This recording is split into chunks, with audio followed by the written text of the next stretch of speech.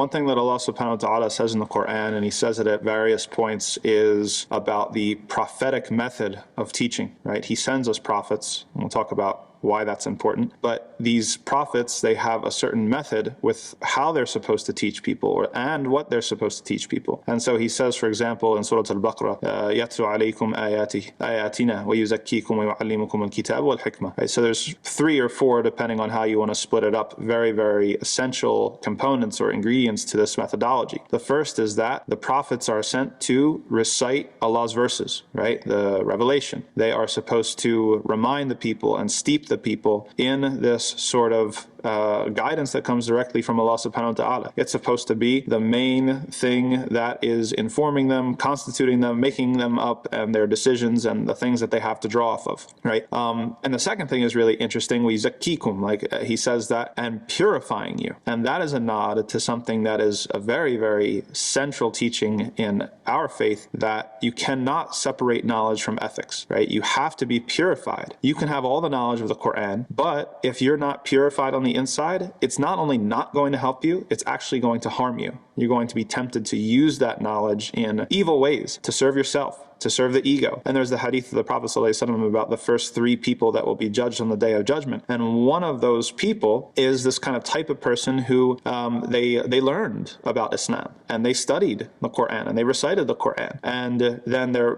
called in front of Allah subhanahu wa ta'ala, and Allah subhanahu wa ta'ala asks them about basically, what they've done. And they say, well, I did this and I did that. I learned Islam, I studied the Quran, I recited the Quran, and I did it for you. And Allah subhanahu wa ta'ala says, كَذَّبْتَ. You're lying. You did not do it for me. In fact, you did it so that other people would say that you're some scholar, you're some alim, you're some reciter. And then that person's going to be drug on their face and cast into hell. So knowledge is not enough, right? You can have all the knowledge in the world, but if you're not purifying yourself at the same time, then it's not only going to not help you, it's actually going to harm you. So that's right there within the prophetic method of teaching. The first is the ayat of Allah, the verses of Allah, the guidance of Allah, and then also along with that, purification, right? And then the teaching of the kitab wal hikmah. And Ibn Kathir, he says in his tafsir that this is the Quran and the Sunnah, right? You have not just the guidance from Allah subhanahu wa ta'ala, but you have how to implement it, how to understand it, how to apply it, how to produce, or let's say embody it, right? How to make it real. And this is why Allah subhanahu wa ta'ala sent the Quran and other sorts of books of revelation through prophets, right? If we were only meant to follow the book of Revelation by itself, then Allah subhanahu wa ta'ala could have just sent us a book. He didn't have to send us a prophet. But He sent us a prophet as a living example. Pedagogically, that's the closest thing to us that we can look at this human example and follow it and see how in real time the concerns and the principles and the rules, they all fit together as an organic, holistic whole, right? So these are the components of the prophetic